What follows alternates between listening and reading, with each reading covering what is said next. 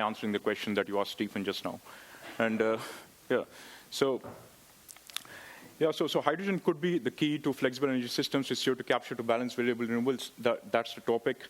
You have seen that the share of renewables is going to increase, is projected to increase in the sustainable development scenario in the future, especially aided by the decline in the cost. As we have seen in the last 10 years, between 2010 and 2017, we see that the solar PV cost has gone down by 3 times. That is going to go down even further. But the main challenge that we face with renewables is its intermittent nature and its variable nature. And to do that, we need to support it with a power plant which is running on fossil fuels. And I'll focus on natural gas here, because if you have a natural gas plant with CO2 capture, supporting the variable renewables to provide stable electricity, the challenges that we might face is that the power plant might run at reduced capacity factor, as well as we might face some technical and economical challenges with the CO2 transport and storage infrastructure. And to eliminate these challenges or to mitigate these challenges, we feel that hydrogen would be the key in this system. Because if you have hydrogen in the mix here, then you can keep producing hydrogen, and a part of hydrogen can be used to produce electricity in the time of higher variable renewable output. Whereas in the time of lower variable renewable output, you can reduce the amount of hydrogen being produced and produce more electricity from the power plant.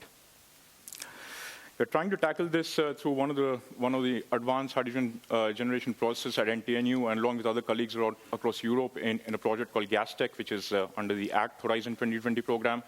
We are focusing on gas switching reforming here, using metallic oxygen carriers, and compared to steam methane reforming, mainly because we observe that it is more efficient than the steam methane reforming process. How we set this up to produce hydrogen is we have gas switching reformer. The air reacts with the metals inside to form, to separate the nitrogen and oxygen. The oxygen reacts with the metal, forms metal oxide.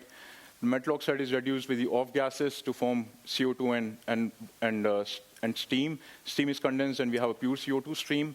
And the remaining metal then acts as a catalyst for steam methane reforming. The syngas produced, we can further process it to produce pure hydrogen, and this hydrogen can be used in a gas turbine along with the diluent that comes from the reformer to produce power in a combined cycle. Now, in case of renewables, what we need to do in this process is just alter this stream, and that is to keep altering the hydrogen stream that goes into the gas turbine. And this process basically is more flexible because, and also it utilizes most of the power plant even when you have a high renewable input to the system. What we notice, what we observe in the results is that in all the scenarios, such processes which produce hydrogen and provide flexibility in terms of output, in terms of electricity or hydrogen, have higher return on investment compared to natural gas combined cycles with CCS integrated with variable renewable input. Whereas we also see that a process like this might become economically more attractive at a mere CO2 price between CO2 tax between 50 to 55 euro per ton. So here we might have this process being more economically attractive than the natural gas combined cycle without CO2 capture itself. And you can visit the posters that we have and the presentations that we have within this project in this conference. I hope I've tried answering the question. Thank you.